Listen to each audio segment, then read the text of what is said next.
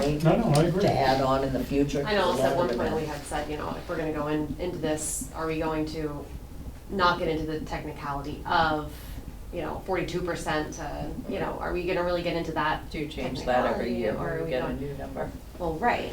Right. So I think that's something to, you know, really consider. I mean, obviously it's in the favor from our end, but Well, no, it isn't. If the 45, 55 is true, then it's on a per person basis, it's equal. Mhm. yeah, okay. The contracts in Pennsylvania too, how they did it, so they broke them out in 3 and 5 year contracts. So it was, the contract was signed, those figures were only renewed every 3 to 5 years. Yeah. The budgets would change, but the contract itself was only. The up to- percentage stayed the same. Everything stayed the same, the people stayed the same unless they got off a committee or something. But most of their deep dives in their contract, nothing changed 3 to 5 years. And you had to give 6 months to get out of it. So if your town said, no, it's not working for me, we're going on our own, again, or we're gonna go with the sheriff, you had to give time. And you have to cover that year's budget. And because we put the per capita number in there, I think that's just a reference point. Don't Right. think of that as a Yeah. Exactly. recommendation Just one for of how them. the contract should be Yeah. written. I mean, we might use a completely different metric.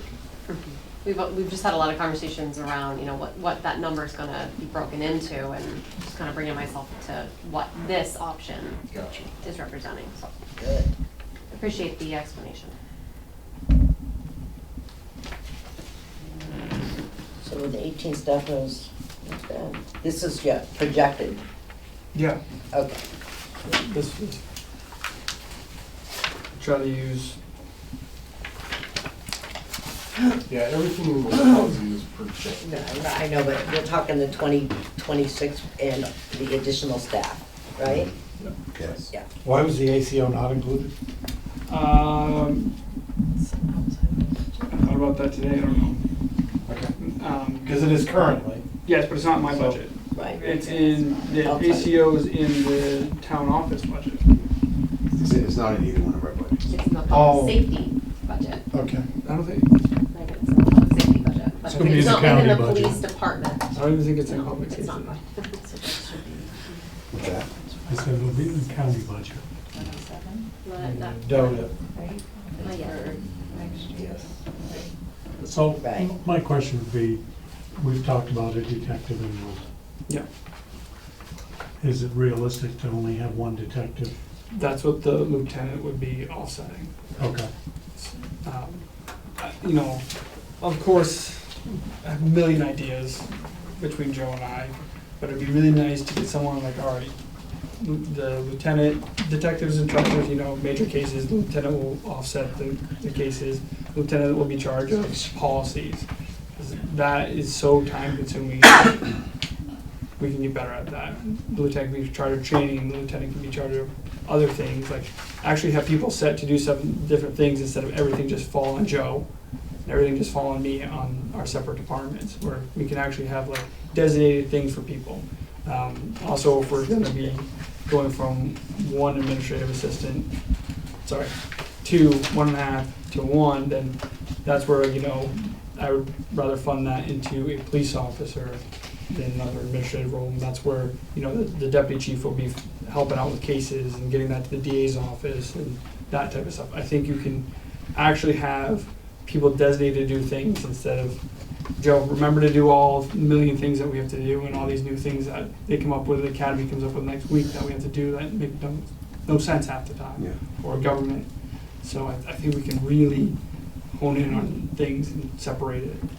Okay. It's a goal. And the designation of a detective, you know, your biggest really thing that you would want a detective to do is, in this area, this demographic, what we have a lot of is like I said, those sexual assault offenses or Yeah, child referrals. offenses against a child, you know, where you just need that specialty training to be able to do those particular cases. You know, most officers can investigate a burglary or a theft or something like that to a certain degree, but these are kind of niche investigations that you need a designated person for. And I think one officer would be, one detective would be able to do that.